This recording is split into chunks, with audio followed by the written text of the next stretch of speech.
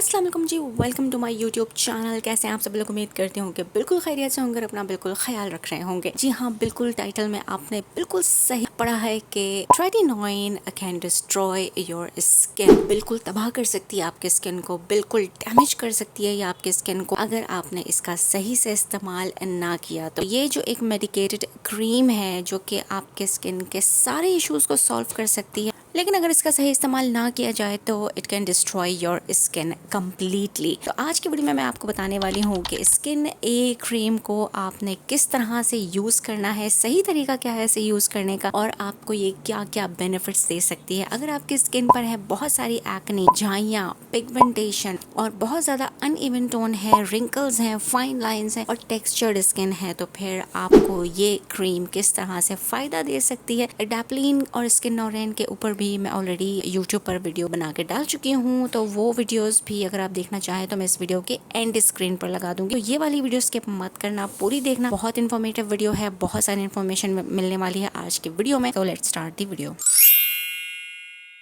जी जनाब, तो करते हैं वीडियो को स्टार्ट। तो रेटिनॉल्स के बारे में आपने यकीनन सुना होगा, जो है विटामिन ए की फॉर्म और बहुत ज्यादा माइल्ड फॉर्म होती है। रेटिनॉल अक्सर सिरम्स में मौजूद होता है, स्किन केयर के डिफरेंट क्रीम्स में मौजूद होता है। इसके बहुत सारे बेनिफिट्स हैं, लेकिन तो अगर बहुत ज्यादा सिवियर एक्नी है और बहुत ज्यादा डार्क स्पॉट्स हैं, पिगमेंटेशन है, इसके अलावा टेक्सचर्ड स्किन है, बहुत ज्यादा मसाइल हैं आपके स्किन पर, तो फिर आप स्किन ए क्रीम यूज कर सकते हैं। लेकिन इसका सही इस्तेमाल बहुत ज्यादा जरूरी है, क्योंकि अगर सही इस्तेमाल ना किया तो it can destroy your skin. Actually इसका जो बेसिक काम है, आपकी स्किन के जो सेल्स हैं उसका टर्नओवर बढ़ा देता है, यानी आपकी जो डेड स्किन की लेयर है वो जल्दी से झड़ जाती है और नए स्किन के सेल्स बनने शुरू होते हैं। ये बहुत डीपली स्किन के अंदर जाके हील करता है आपकी स्किन के मसाइल को, कोलेजन की प्रोडक्शन भी बढ़ाता है, और इसके अलावा आपकी फाइन लाइंस पे ये काम करता है। पिगमेंटेशन, आपकी जो स्किन डार्क हुई हुई होती है, डल हुई हुई होती है, मेलानिन की प्रोडक्शन को वो ये रिड्यूस करता है, कम करता है और आपकी स्किन को ब्राइट करता है। सिर्फ एक्ने को ये हील नहीं कर रहा होता,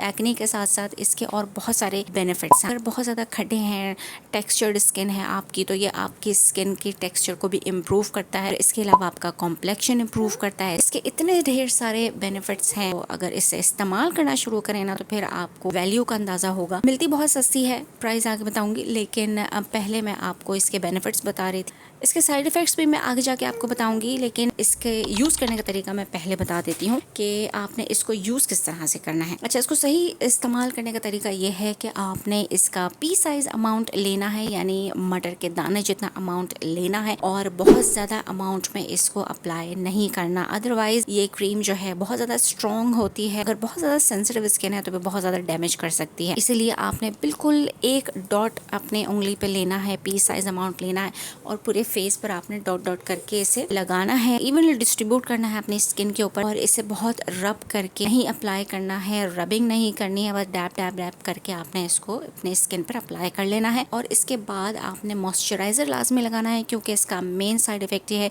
कि ये आपकी स्किन को बहुत ज्यादा ड्राई कर देती है, और हमेशा आपने इसको रात में लगाना है। अगर तो आप बिगनर हैं, इससे पहले आपने नहीं यूज किया हुआ ट्रेटिनोइन को, तो एडवाइस जो है वो हमेशा यही किया जाता है कि आप पहले हमेशा रेटिनॉल सीरम से इस्तेमाल करें ताकि आपकी स्किन यूज टू हो जाए, और रेटिनॉल के बाद आप एडाप्लिन पर आएँ और फिर उसके बाद ट्रेटिनोइन पर आएँ। ग्रेजुअली स्लोली अपने स्किन को जो है वो यूज टू करवाएं। कोई भी स्किन एक्टिव जब आप यूज करते हैं तो एकदम से आपकी स्किन उसको एक्सेप्ट नहीं करती है, आदी बनाना पड़ता है अपनी स्किन को। तो आपने अपनी स्किन को पहले आदी बनाना है। एकदम से ट्रेटिनोइन पर आ जाएंगे तो आपकी स्किन बहुत ज्यादा डैमेज हो जाएगी। अगर रेटिनॉल्स आपकी स्किन को सूट करते हैं तो फिर ट्रेटिनोइन यूज कर सकते हैं, लेकिन उसे वीक में सिर्फ आपने एक दफा लगाना है स्टार्टिंग में। फर्स्ट टाइम अगर यूजर हैं तो 2-3 हफ्तों के बाद आप इसको थ्राइस इन अ वीक लगाना शुरू करेंगे, या ऑल्टरनेट डेज में इसको अप्लाई कर सकते हैं। लगाएंगे इसको हमेशा रात में, डे टाइम में नहीं लगाना है, क्योंकि इसकी एप्लीकेशन के बाद आपकी स्किन सनलाइट से बहुत ज्यादा सेंसिटिव हो जाती है।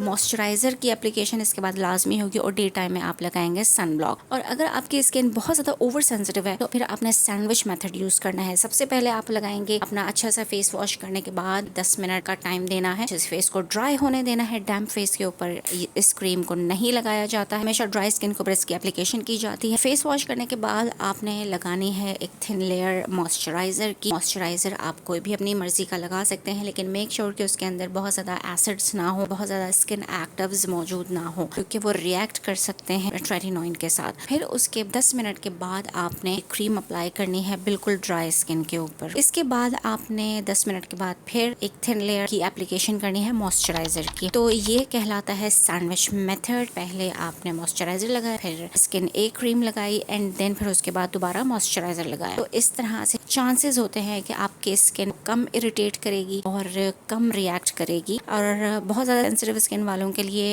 एडवाइजेबल ये होता है कि आप पहले स्टार्टिंग में सिर्फ 1 से 2 घंटे के लिए एप्लीकेशन इसकी करें और फिर उसके बाद अपना फेस वॉश कर लें। और जब आपकी स्किन यूज टू हो जाए तो फिर आप इसे ओवरनाइट भी रहने दे सकते हैं, यानी लगा सकते हैं। इस्तेमाल किस तरह से करना है वो मैंने आपको बता दिया। अब मैं आपको बताऊंगी कि इसके साइड इफेक्ट्स क्या होते हैं। अगर आपने इसको सही तरीके से इस्तेमाल नहीं किया, रिएक्ट कर सकती है आपकी स्किन, बहुत ज़्यादा रेड हो सकती है, इची हो सकती है, आपकी एक्ने बहुत ज़्यादा वर्स हो सकती है, आपकी स्किन पील हो सकती है। तो अगर बहुत ज़्यादा इस तरह की वर्स कंडीशन हो तो फिर आपने उसको डिसकंटिन्यू कर देना है और अपने डॉक्टर से रुजू करना है। जब भी कोई न्यू यूज़र होता है तो उसको पर्जिंग ज़रूर होती है, यानी 2 to 3 वीक्स तक जो है ये पर्जिंग आपको रह सकती है। पर्जिंग का मतलब ये है कि आपकी एक्ने बढ़ सकती है और आपकी स्किन पे इचिंग, इरिटेशन जो है वो जाहिर हो सकती है, लेकिन ये टेम्पररी होगा। पर्जिंग पीरियड जो है वो 2 से 3 हफ्ते का होता है और फिर उसके बाद आपकी स्किन यूज्ड टू हो जाती है और आपकी स्किन नॉर्मलाइज होने लगती है। इसके मैंने आपको बेनिफिट्स बता दिए, यूजेस बता दिए, इसके साइड इफेक्ट्स बता दिए। बहुत सारे फायदे